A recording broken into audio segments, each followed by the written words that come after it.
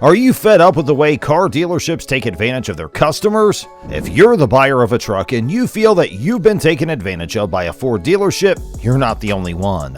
Ford dealers are becoming more and more greedy. But now, things have changed, and these dealerships are getting what they deserve for engaging in unethical business methods in the past. Be ready to get to know the truth only here on EVNN. So, what are you waiting for? Hit that subscribe button already, and now, let's get started. Together with the impending onset of recession comes an unprecedented uptick in consumer demand. The influence is widespread and is not limited to the automotive industry in any way. Think about inflation, the price of fuel, and the expense of living. Throughout the past year or so, everything has been going nuts. When it comes to autos, the prices of new cars are through the roof, and the prices of used cars are just as crazy. Crazy markups are resulting in increased revenue per unit, but this does not necessarily translate into increased profitability for the automaker. Because there is a low supply and a high demand, dealerships are the ones that are profiting from this circumstance and minting money.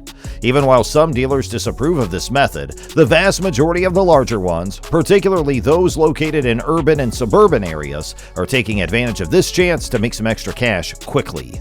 Because of this, General Motors and Ford have resorted to extreme tactics to offset the excessive markups that are imposed by certain dealerships.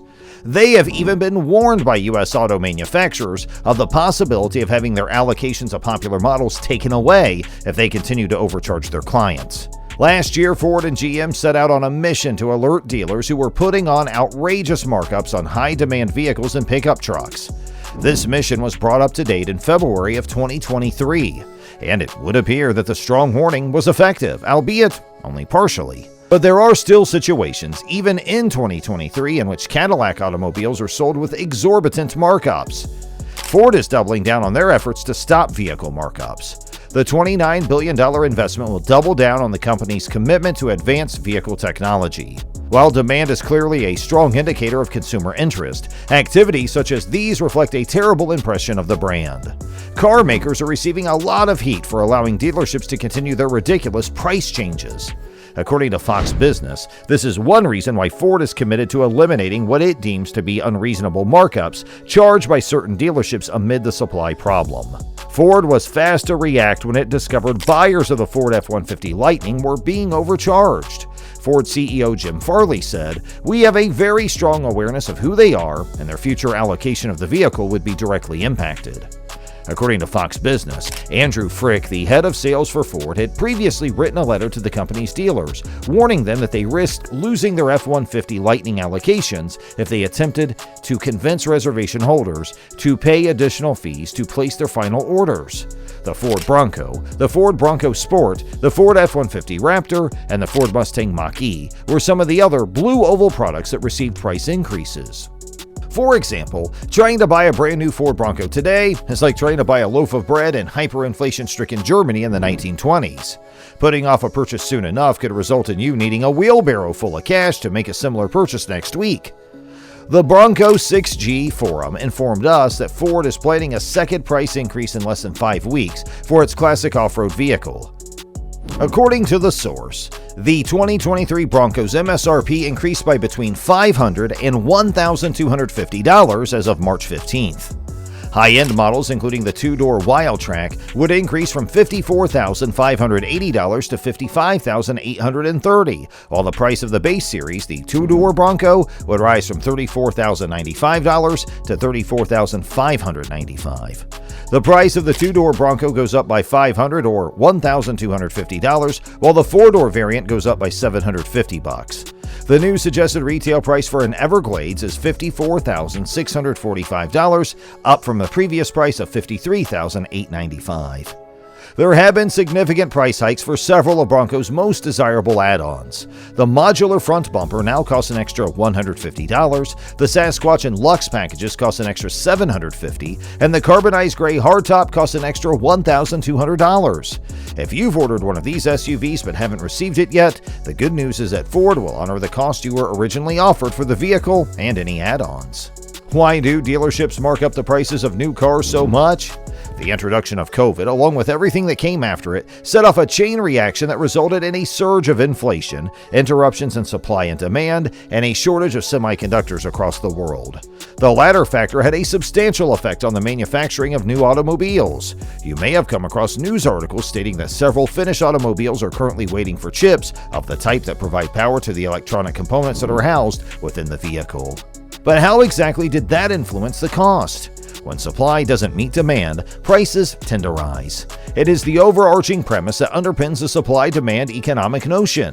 When there is a shortage of supply, it is only logical that dealerships have started marking up the prices of the inventory they already have, which has resulted in customers paying more.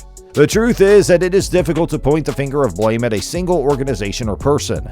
If supply had been normal, auto dealerships would not have had to add any markup to the price of the vehicles they sold. Instead, they would have been able to sell vehicles at the MSRP and satisfy the needs of their customers.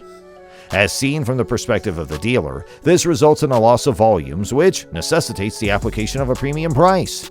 Nonetheless, how premiums are assessed is what contributes to the company's unfavorable reputation. There have been reports of markups on the F-150 Lightning trucks ranging from $50,000 to $70,000, which is, to put it mildly, ludicrous. On a product with an MSRP of $50,000, it would have been morally acceptable to charge nominal surcharges of, say, $2,000 or $3,000. After all, the manufacturer's suggested retail price is just a recommendation, and it doesn't have to be the same at each dealership. According to Investopedia, the manufacturer's suggested retail price is intended to standardize pricing across retail outlets. Nevertheless, retails are not compelled to utilize this price, and customers do not necessarily pay the amount that is listed when they make purchases. If there is a great demand for a product, the corporation may choose to sell the item at a cheaper price to take the inventory off the shelves, or the other way around. Ford should learn a thing or two about pricing from their biggest EV competitor, Tesla.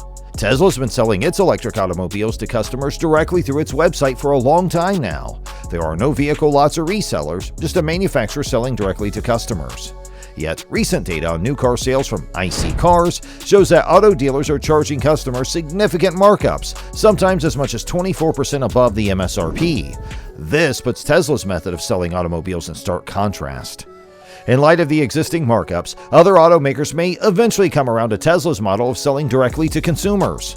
The research team found that new automobiles sold at dealerships are marked up by 10% on average from MSRP. Dealers are demanding up to 24% more than the manufacturer's suggested retail price for some of the most popular models. I'll give you a moment to process that price tag.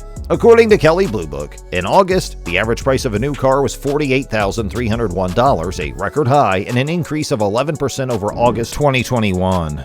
The average price of the new car in the U.S. was $48,763 by February 2023. Fewer automobiles are being manufactured despite high customer demand because of increased material costs, persistent labor shortages, and a dearth of semiconductors. The problem, however, is not just the rising cost of the vehicles themselves, but also the fact that many dealers are adding on their own pricing increases. This is where Tesla's unique approach to selling directly to customers shines. Tesla has raised the price of its vehicles to account for growing material costs, but no other automaker has added any kind of surcharge. Automakers today recognize that Tesla pioneered a superior business model for the sector years ago. The present vehicle distribution approach costs Ford $2,000 more per vehicle than Tesla, according to Ford CEO Jim Farley earlier this year. Farley said, "Our model is broken. We spend $600 or $700 on the vehicle to promote it, and we spend nothing on the customer experience post-warranty." Farley and other auto industry CEOs are well aware that Tesla's profit margins are significantly higher than their own, and they see the shift to electric vehicles as an opportunity to close the gap. Ford recently divided its auto division in two, with one unit devoted to its gas-powered vehicles and the other to its electric ones. This may be the most efficient way for the long-established automaker to shift to selling cars directly to consumers, and it's about more than just dividing up resources. It will be challenging for Ford and other automakers to embrace Tesla's model of selling directly to consumers. Many states' regulations on the sale of motor vehicles may prolong the life of this obsolete design. However, Tesla has shown that it not only is possible but more profitable to sell vehicles directly to consumers. That fact is weighing heavily on the minds of Ford and its competitors. In light of rising prices and the widespread transition to electric vehicles, the auto industry should prioritize direct sales to consumers and businesses. The dealers lose here, and their current price gouging suggests they don't deserve to win anyway. But Tesla abandoned the dealer model long ago and has flourished as a result. Ford Motor Company CEO Jim Farley is going to Las Vegas soon to gamble on a plan to get dealerships to reduce the cost of delivering an electric vehicle to a client by as much as $2,000. Ford has informed its dealers that a primary focus of the upcoming meetings will be on negotiating new agreements to regulate the sales of Ford's growing array of electric vehicles. In a recent call with analysts, Farley said Ford needs to shave $2,000 off the price of each vehicle to compete with Tesla Inc. and other electric vehicle startups that sell to consumers directly, bypassing franchise dealers. Rather than keeping automobiles on dealer lots for weeks or months, as under what Farley calls a high inventory model, buyers order a vehicle and Ford ships it directly to the customer. We estimate that it is worth around $600 to $700 in our system, Farley told his team. Rapidly increasing or decreasing pricing on Tesla's website allows the company to keep most of its profit. Ford has refused to comment further, saying only, "We are pleased to meet next week with our North American dealers to grow and win together." According to dealerships, Ford needs to spell out the bare minimum for investing in charging infrastructure and other tools to serve customers who buy EVs. The speed with which dealers must install chargers is an important factor to consider, since dealers have estimated that installing chargers can cost as much as $500,000. Rhett Reichert, the owner of Reichert Ford, a large dealership in Columbus, Ohio, said, "The manufacturers so far have let us scale into it, and I think Ford will hopefully do the same thing. You just can't say, listen, we're going to sell 2 million electric cars 5 years from now, and we expect you to put in 5 superchargers." Established manufacturers are feeling the heat from Tesla's success in selling electric automobiles without franchise dealers.